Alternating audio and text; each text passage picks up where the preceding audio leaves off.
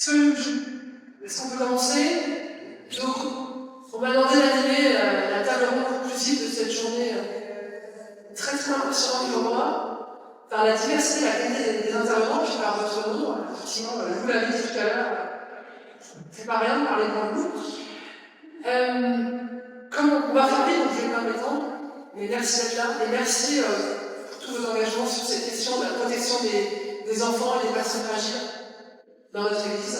Je crois que c'est une étape indispensable pour construire une maison sûre, et il faudrait qu'il y ait beaucoup de journées comme celle-ci dans l'Église catholique en France, dans le monde, mais aussi dans le reste de notre pays, dans d'autres pays.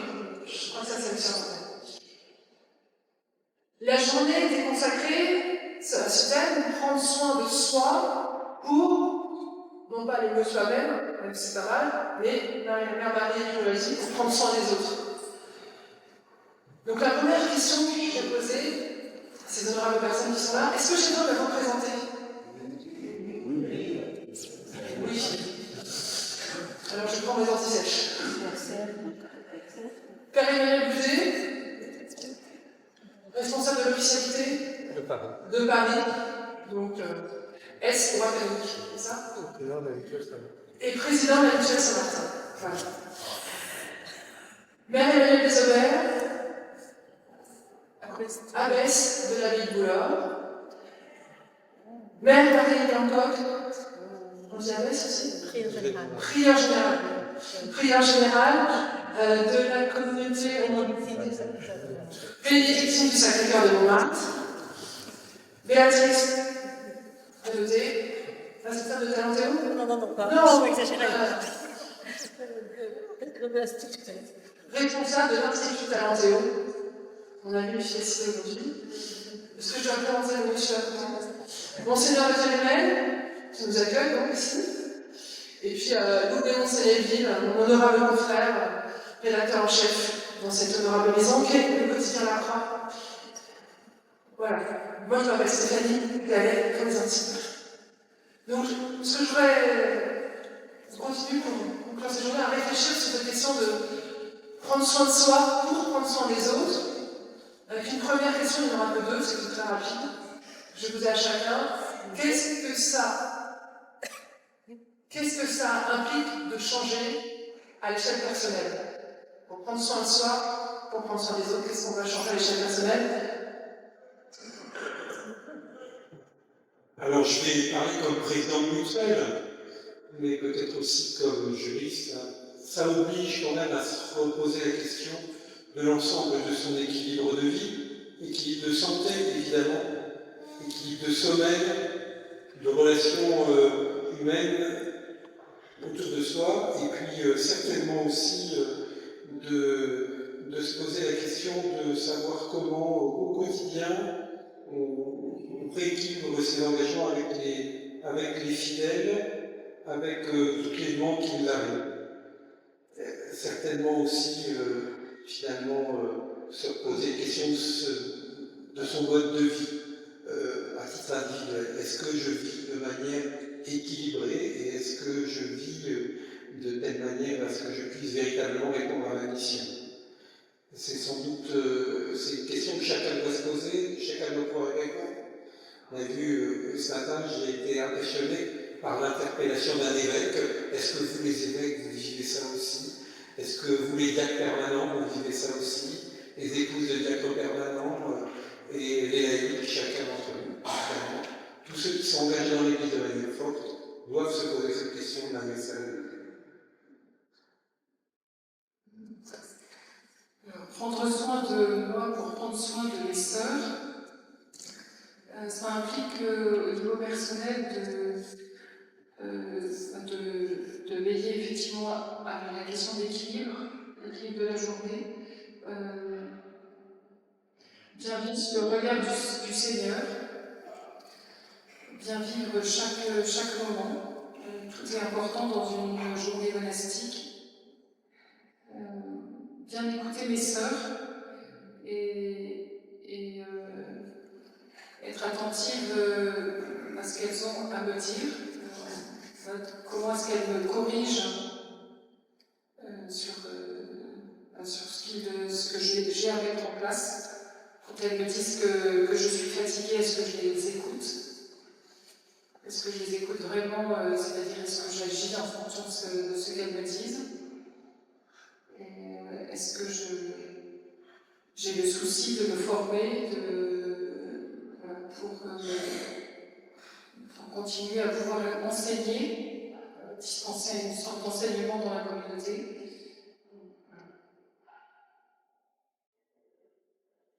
Alors je dirais qu'il faut apprendre à mettre des priorités dans sa vie. Il y aura toujours des urgences, il y aura toujours de quoi faire. Donc apprendre à établir les priorités, la vie spirituelle, les temps de ressourcement, la formation. Et je dirais aussi constituer une petite équipe de personnes ressources sur lesquelles on peut s'appuyer à la fois de l'accompagnement, d'écoute fraternelle, que ce soit dans le cadre de la supervision, l'accompagnement spirituel, mais aussi des liens d'amitié, de groupes de parole, de lieux de ressourcement.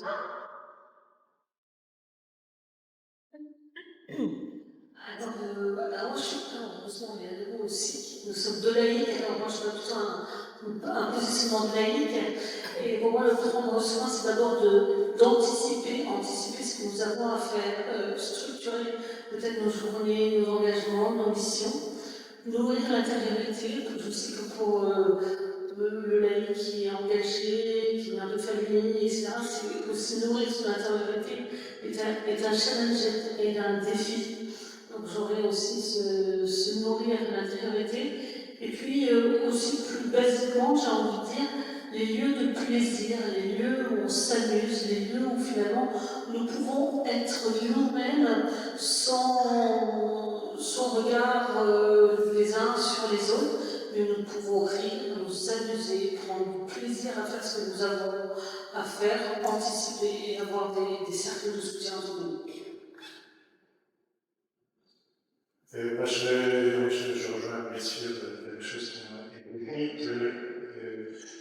Je pense à l'importance de l'accompagnement personnel et à être vrai.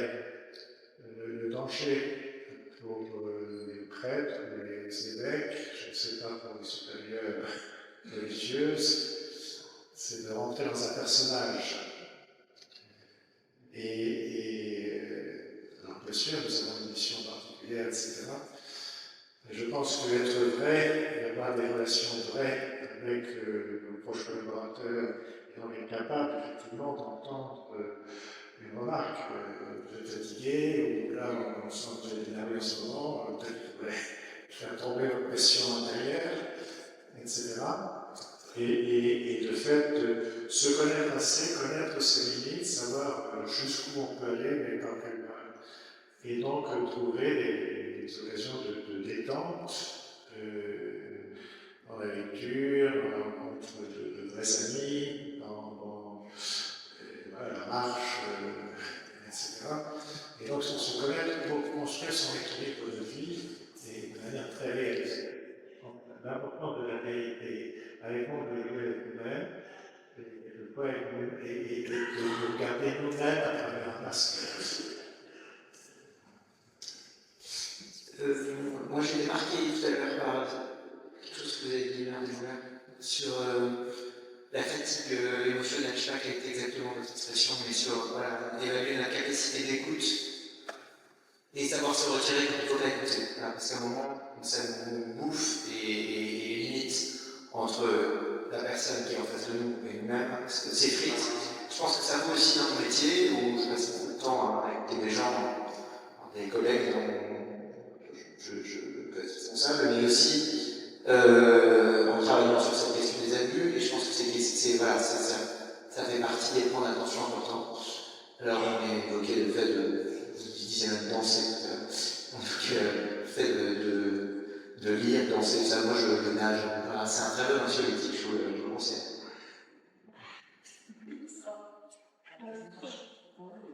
Alors on a évoqué là qu'est-ce qu'on pouvait faire à notre échelle personnelle chacun pour être bien, pour pouvoir mieux accompagner les autres. Mais je fais souvent le parallèle avec le monde de l'écologie. On sait quelque part que les petits gestes, alors c'est pas vraiment ça, mais c'est 20%. C'est déjà énorme, 20%. Et le reste, c'est la question politique. Donc là, on a parlé du personnel, et je pense que c'est important qu'on parle aussi de l'échelle institutionnelle. C'est-à-dire que prendre soin de soi pour prendre soin des autres, comment, à l'échelle institutionnelle, on peut favoriser ça? Donc qu'est-ce qu'il faut changer dans nos institutions religieuses pour que chacun ait mieux pouvoir mieux se occuper de son prochain? Alors je ne sais pas qui veut commencer.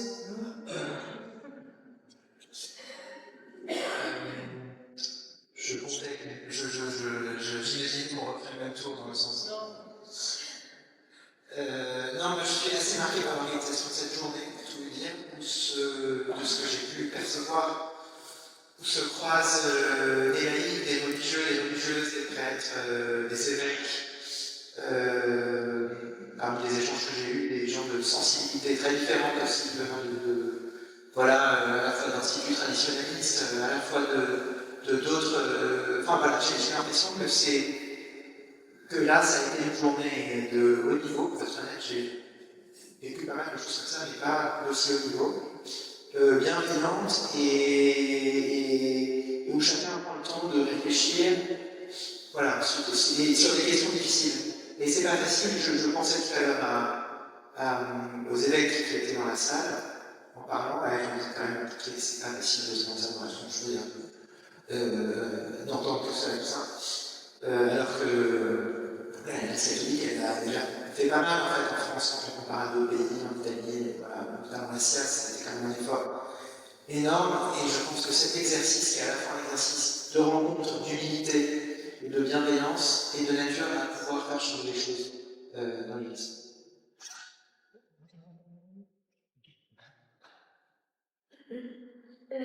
Moi, au niveau institutionnel, ça va vraiment être notre capacité à prendre soin de nos relations. Et moi, je suis assez frappée de voir qu'on a un évangile, justement, des conseils évangéliques, on est toute une corpus évangélique qui nous dit de prendre soin de nos relations. Et comment nous avons à aller sur ce chemin, justement, d'être témoins de ces relations empreintes de qualité, de douceur, d'amour. Et j'avais été très frappée il y a quelque temps dans un article, peut-être que c'est dans la 3 ou peut-être pas, je ne sais plus, où le pape nous rappelait l'importance de mettre de la relation sur nos contenus. C'est-à-dire que souvent on dit tiens, ferme la porte, tu peux me laisser. Mais comment est-ce que finalement on s'interprète? Comment est-ce qu'on se dit s'il te plaît, pardon, merci? Est-ce que tu as besoin de chose pour toi? Est-ce que tu as besoin de quelque chose? Et de vraiment soigner institutionnellement la qualité de nos relations pour échapper, j'ai envie de dire, à des relations de pouvoir, mais à des relations qui soient profondément évangéliques et dont nous avons un maître qui nous a montré la qualité de la relation qui s'appelle Jésus-Christ. Est-ce que c'est vraiment possible d'échapper aux relations de pouvoir? C'est une bonne question. Là, il faudrait plus de temps. Je risque de dire. Je pense que peut-être d'échapper totalement à la relation de pouvoir. Non, mais qu'est-ce qu'on met derrière le mot pouvoir? On peut avoir des relations de pouvoir, de service.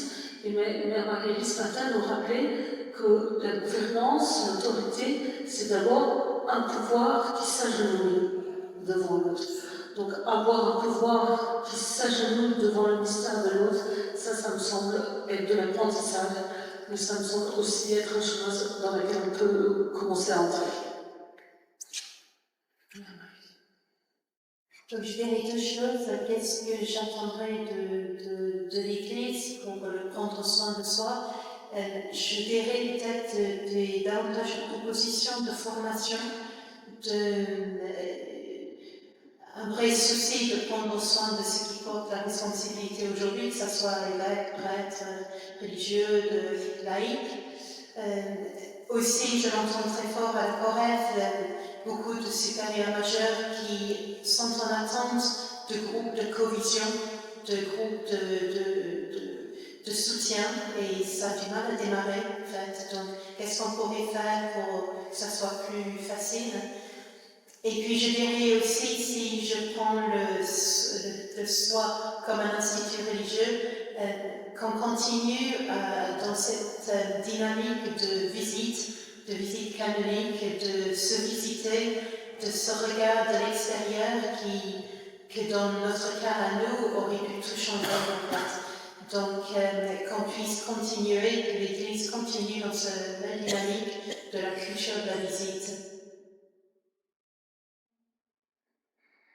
Alors cette question, elle évoque pour moi le bon fonctionnement de nos réunions communautaires, en particulier les chapitres, le conseil, que ces réunions soient vraiment un lieu de discernement communautaire, c'est-à-dire que voilà, on n'arrive pas justement avec la volonté d'imposer une idée, un avis, mais qu'on cherche le bien ensemble, qu'on cherche ensemble la volonté du Seigneur et qu'en fait il y a une vraie écoute mutuelle qui à la fin nous met sur un chemin, peut-être que un chemin auquel personne n'a peut-être pensé en arrivant, mais qui se révèle être le chemin qui est bon pour nous.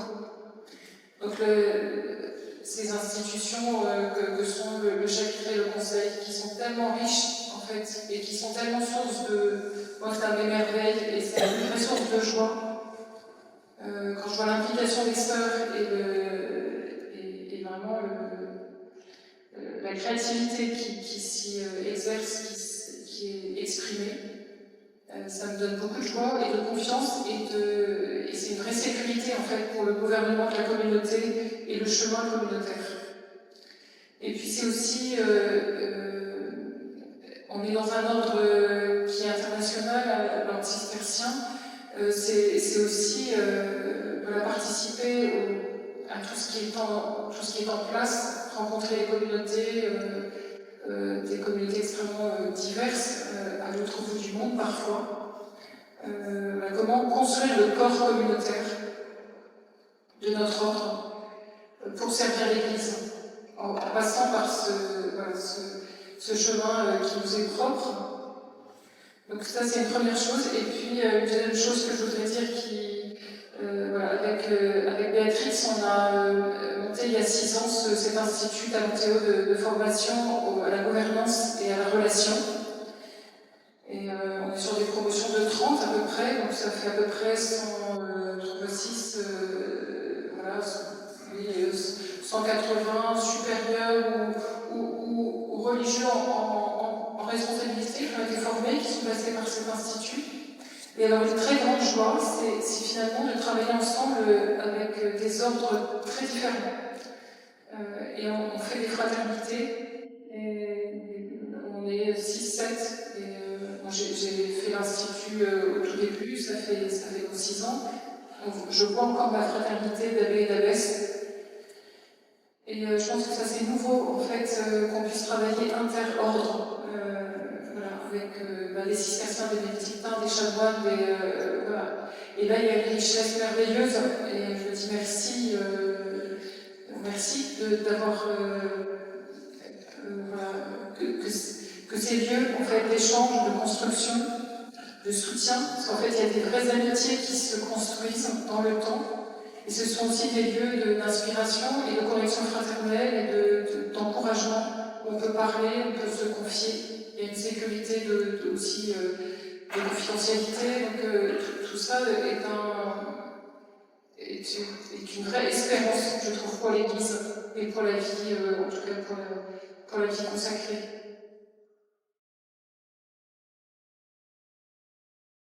Moi, j'ai été très frappé par ce qui nous a été rappelé ce matin du concile, qui est quelque chose que je veux continuer à espérer pouvoir vivre. C'est le fait que les prêtres diocésains doivent aussi vivre quelque chose d'une vie évangélique dans la vie commune, dans un certain partage de leurs biens, en tout cas une certaine limitation dans leurs biens, et puis évidemment dans l'obéissance. Donc Donc ça veut dire qu'on peut se dire qu'on a déjà tout testé, tout inventé, qu'on a déjà tout vécu. On voit qu'il y a d'ailleurs un certain nombre de chemins qui sont fermés. Est-ce que ça ne serait pas bien de refaire des choses qui n'ont clairement pas fonctionné? Au XXe siècle, on a fait beaucoup. Mais il faut qu'on se pose la question d'une vraie inventivité. Qu'est-ce que les obligations de notre Église? Alors, certes, on peut continuer à dire qu'on va être présent sur tout le terrain, ben, on n'y arrive plus, on ne pourra plus y arriver, plus de la même manière. En revanche, ce qui est important, c'est qu'il y ait encore des chrétiens et des prêtres qui puissent vivre ensemble quelque chose du témoignage évangélique réel. Le témoignage évangélique réel, c'est quand même quelque chose qui implique une certaine forme de prière commune, une certaine forme de partage de vie et une vraie capacité à se soutenir les uns les autres. Si on ne peut pas le mettre en place, eh bien, je pense que c'est un contre-témoignage. Et donc, il faut qu'on sorte de ce contre-témoignage du prêtre isolé ou du prêtre qui veut pas, qui vient quelque temps dans le même presbytère que l'autre, dit moi je ne veux pas prier avec toi. Il faut qu'on sorte de ce contre-témoignage pour qu'on rentre dans ce que le Seigneur vivait avec ses apôtres, c'est-à-dire le fait de vivre en commun et de cette première fraternité en vie. Et ça implique quand même de tout remettre à plat. Et que chacun se remette en question profondément sur comment je vais le remettre à plat. Parce que si on veut éviter les abus, si on veut éviter la solitude, et si on veut éviter toutes sortes d'addictions, eh bien, il faudra bien aussi qu'on se donne des vrais lieux de soutien, de partage, d'amitié, et de coopération mutuelle, et ça, c'est essentiel. Alors, on peut se dire, ben, on a déjà essayé, ça n'a pas marché, avec les prêtres, il faut choisir, etc. Évidemment, je comprends que ce soit difficile, mais c'est indispensable qu'on essaie à nouveau, parce que c'est une obligation que nous fait le Seigneur de nous dire, ben, l'autre est mon frère, il faut que je fasse attention à mon frère. Et c'est ce que je disais ce matin dans le petit groupe où j'étais, suis-je le gardien de mon frère? Ben oui, je suis le gardien de mon frère, il faut bien que je vive cette fraternité de manière.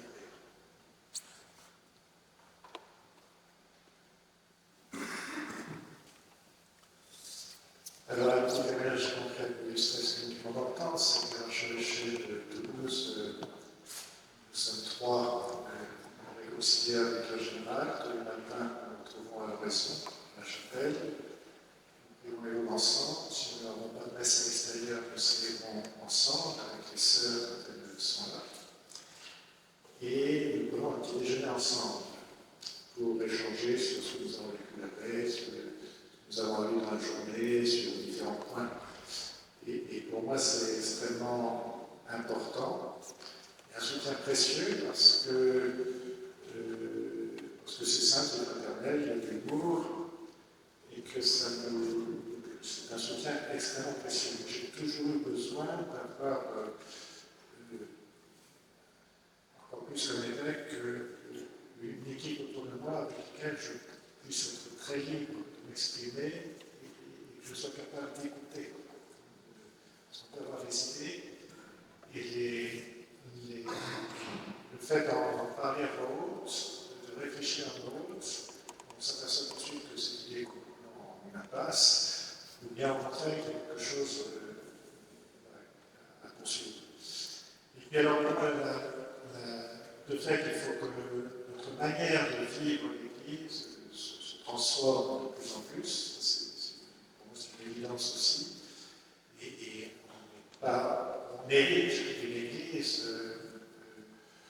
qui a fonctionné très bien pendant des siècles, mais qui s'est grippée comme sans qu'on s'en aperçoive, et donc il était associé à la solitude, et il me semble important de développer une pastorale de l'accompagnement, de nous accompagner mutuellement, de faire en sorte, et là il faut le faire en sorte que, on le voit déjà avec l'arrivée de l'écumène, on est obligé, je pense que tous les paroissiens vont être obligés de se mobiliser pour accompagner les catéchumènes, mais ça vaut à tous les échelons de la communauté ecclésiale, et donc aussi des visites effectivement sur le regard extérieur, parce que les religieuses vivent dans le visite canonique, et maintenant pour l'épiscopat, les visites fraternelles qui peuvent se faire aussi le 16 en France, mais En fait, c'est pas mauvais qu'il y ait un regard extérieur sur la manière de ce qui se vit dans une communauté, ce qui se vit dans un diocèse, pour éviter. Il peut y avoir des angles morts, et ces angles morts sont toujours un peu un danger. Et donc, qu'est-ce que c'est être l'Église aujourd'hui? Ça ne peut plus être simplement le curé tout seul, les paroissiens qui viennent à la messe le dimanche, qui tapotent avec nos amis à la fin de la messe, et puis ensuite chacun pour soi. Ce n'est plus possible.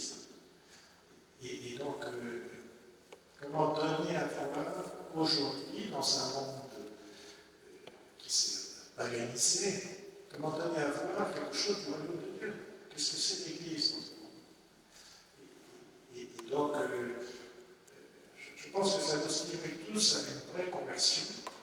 Alors, bien sûr, dans les communautés, on peut aussi, il y a davantage dans la communauté, on peut se soutenir, mais s'il y a justement une stimulation, s'il y a un regard extérieur, on n'empêchera pas, on ressent toujours les pécheurs. Mais les pécheurs qui ont envie de tendre à la sainteté ensemble et qui s'aident mutuellement à aller plus loin, justement, en étant vrai, comme je le disais tout à l'heure aussi, en ayant le courage d'être vrai.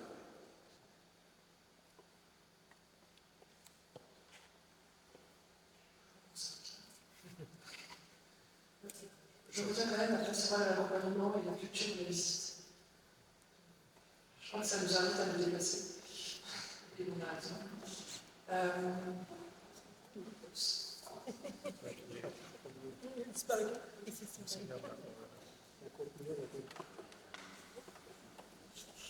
Monseigneur Lamotte, vous êtes attendu au micro.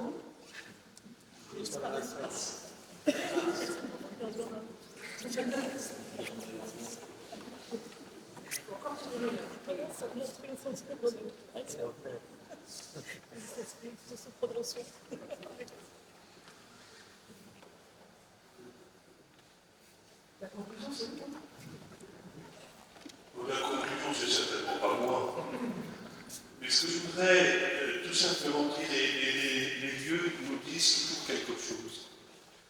Quelqu'un m'a dit qu'il était frappé par la diversité des interventions, qu'il était marqué justement aussi par l'authenticité de ce qui était dit, pardon de cette expression, c'est-à-dire que chacun a pu parler assez librement. Mais donc que ce ne sont pas nécessairement des thèmes, des questions qui se recoupent, mais que c'est grâce à ces différentes couleurs, à ce jeu, justement, comme des vitraux, que nous pouvons petit à petit reconstituer aussi un questionnement, reconstituer une quête. Je voudrais vous remercier tous infiniment de votre présence. Je voudrais remercier nos seigneurs des évêques de la confiance que vous nous faites et du travail que vous nous demandez, parce que nous savons aussi les difficultés qui sont les vôtres à devoir gérer ces questions. Et on est là vraiment à votre service. On n'aurait jamais pu monter ce type de formation s'il n'y avait pas eu cette démarche de confiance il y a 3 ans. On nous a invités à travailler ensemble. Et là, je dois saluer votre courage. Alors, c'est celle de votre prédécesseur, vous avez dit, Monseigneur, et pour un certain nombre d'évêques. Mais je dois dire que, effectivement, on a cette capacité. Vous avez vu pour les Parisiens que Toulouse est un peu loin de Paris, mais qu'il fait beau, qu'il fait chaud, que l'agrément du travail est plaisant, et donc on a besoin parfois de pouvoir faire des choses spécifiques à nos lieux qui soient adaptés. Je pense, je vois l'archevêque de Dodge qui est là, par exemple, ou l'évêque de Cahors, ou l'évêque de Montauban qui sont ici, des réalités diocésaines qui sont pluriels, qui sont spécifiques. Et donc, on a besoin justement de ce travail en profondeur. On ne peut le faire que dans cette collaboration des uns et des autres. On a souvent dit que la responsabilité de la gestion des abus, on a mis en cause les autorités, etc. Mais très honnêtement, c'est parce que nous nous impliquons nous-mêmes dans notre niveau, dans ce que nous avons à faire, pour pouvoir prévenir ces questions d'abus. Et on nous l'a bien rappelé tout au long de cette journée, c'est un chantier qui est encore devant nous, et notamment travailler sur la prévention. Je crois que c'est vraiment l'une des orientations majeures que nous avons. Je voudrais, de ce point de vue-là, juste mentionner l'un des chantiers que nous avons ouverts sur l'éducation affective, relationnelle et sexuelle des jeunes générations. C'est une obligation légale qui va nous être faite dans le cadre de l'enseignement catholique, de pouvoir travailler sur cette question du consentement, de l'éducation à la sexualité, de justement cette juste appréhension de notre dignité humaine. Les jeunes générations sont exposées à la pornographie, c'est ainsi qu'ils forment ainsi leur conscience et leur rapport au corps. Il est important justement que nous puissions aider, nous, enseignement catholique, nous, Église, on a une responsabilité vis-à-vis de la société. Voyez-vous, il est difficile à notre place de pouvoir dire que nous faisons beaucoup. On peut toujours se dire qu'on ne fait jamais assez. Mais très honnêtement, je pense que nous n'avons pas à rougir de l'engagement qui est le nôtre. Nous n'avons pas tout réussi. Et la gravité des faits, et la gravité de ce qui a été vécu, est une incitation pour nous à faire davantage encore. Mais nous ne pouvons pas ne pas reconnaître l'engagement qui est le nôtre, et qui est irrévocable. Et ça, cet engagement, c'est vous qui devez le porter. C'est vous qui devez justement en être les témoins. Et je suis, moi, touché de l'engagement. Je vous ai sollicité les uns et les autres un peu à l'arrache, pour dire les choses simplement. Il y a toujours eu une bienveillance de votre part. Je me tourne vers ceux qui sont ici à la table ronde, mais il y a tous ces intervenants depuis 3 ans. Merci du fond du cœur, au nom des victimes dont nous avons parfois reçu le témoignage, mais aussi parce que nous avons cette responsabilité vis-à-vis de la société. Je vous rappelle que la Civis nous a dit qu'un adulte sur 10 avait été abusé sexuellement dans son enfance. Nous avons, comme Église, nous avons failli à plusieurs moments, à plusieurs reprises. Mais nous avons aussi cette responsabilité de conscience vis-à-vis de la société, d'alerte. Et c'est le travail que nous essayons de faire ici simplement. On me dit, souvent quand on m'interroge, l'enseignant me dit, vous vous occupez de quoi? Je dis, des abus. Et alors là, on me présente toujours de sincères condoléances, en me disant bon courage. J'espère que cette journée que nous avons passée ensemble, au contraire, est le signe de l'espérance. Et c'est ce à quoi nous invite justement ce jubilé, à vraiment entrer dans l'espérance, parce que nous le devons à ceux qui ont été victimes, nous le devons à ceux qui sont actuellement encore agressés dans notre société. Il m'est, et je conclus simplement par ça, parce que je ne savais pas que je devais parler. Donc, Bon, ouais. Je voudrais conclure par cela, par mon expérience internationale, parce qu'elle est constitutive de mon ministère. J'ai été longtemps aux États-Unis et mon curriculum vitae là-bas est impressionnant. J'avais un archevêque cardinal qui désormais a été réduit à l'état laïque et qui s'appelle M. Mackay.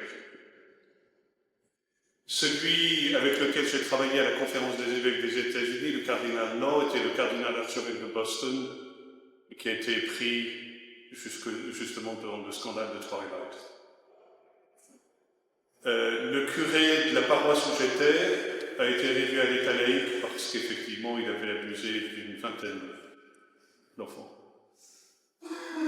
On peut ressortir de cette expérience-là brisée, mais moi ce que j'ai connu et ce que nous sommes en train de vivre maintenant aussi en France m'interroge, c'est qu'aux États-Unis, lorsque nous avons affronté sérieusement cette question des abus, le nombre de catéchumènes n'a cessé de croître, non pas à cause de nos plans pastoraux, mais parce que lorsque nous avons fait la vérité, effectivement, nous avons pu construire quelque chose de solide. Et l'autre élément qui m'a marqué, et on en a parlé avec le père Petit-Jean, puisqu'il en a bien été le témoin aussi au Canada, c'est que aussi les vocations religieuses, et en particulier sacerdotales, se sont multipliées. Nous n'en sommes pas là. C'est bien. Nous n'en sommes pas là. Mais peut-être que mon engagement est trop fort, mais j'ai la conviction que le fait pour nous de faire ce travail de vérité et de faire ce travail de prévention est aussi profondément un travail missionnaire. Parce que des jeunes vont se lever pour nous rappeler que l'Église, ce n'est pas des abus. Et ils vont nous montrer au contraire la beauté de ce que peut être un engagement, d'une vie donnée, d'une vie livrée pour le Christ. Moi, c'est ce qui a du sens. Et donc je vous remercie, mes seigneurs, de m'avoir fait confiance pour cette mission. Merci à tous. Il y a un train qui va partir. Donc un immense merci à vous.